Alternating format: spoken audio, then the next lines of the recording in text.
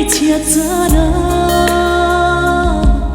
Giêsu phu lao in hồi cùng lễ u na cả phu bất a sẽ ngầm ngạc lệ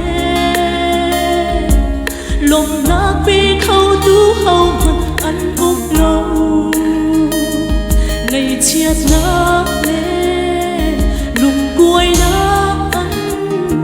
sẽ than tu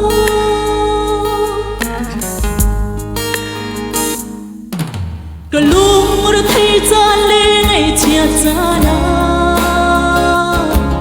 Giêsu phu lao in hồi cùng lễ u na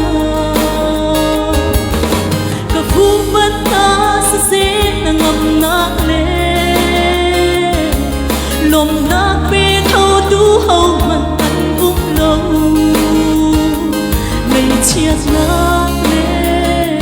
lùng cuối na ăn sẽ than tu ruột và đâm lâu cả tuần giờ na si bôi cha lệ si dung cha phú ban in cả cần theo đồ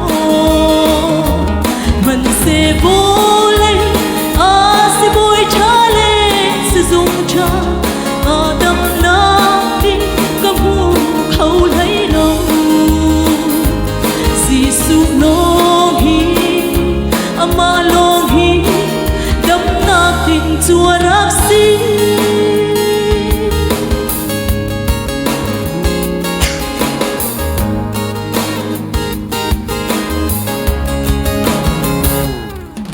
vô lấy khu sơn tin tuốc lạc giờ ruột đi lùng lê thay lê ván sang áo in cả cả lùng ra thay đâm nát giờ đi đặc xa si na in cả chuột cả trắng tô dây xa đã thái lâu Giêsu long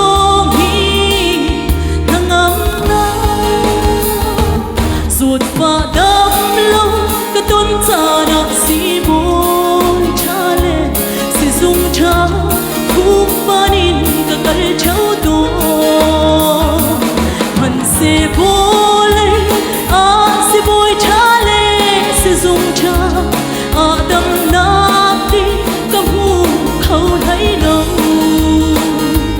Giêsu long hi ama long hi đâm na tình Chúa rắc si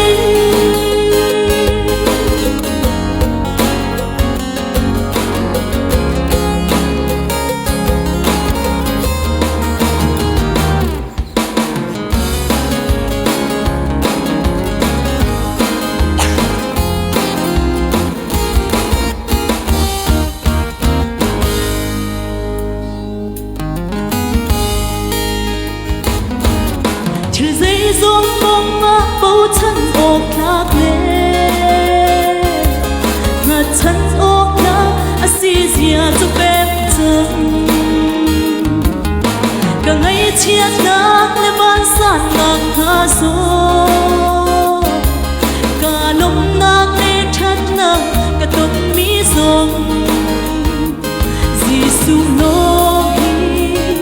cả chim bên chân la Hallelujah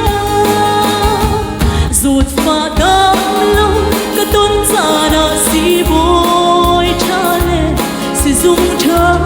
phú ban in cả cần theo đồ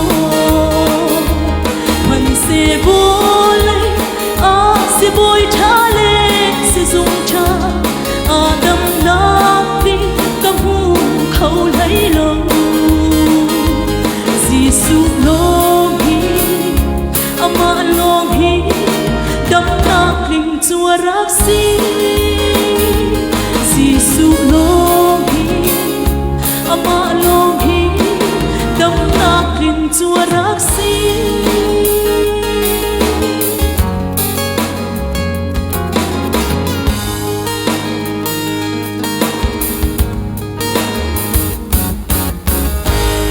Amen. Kapatyan Giêsu kita tuan akan piak-piak se.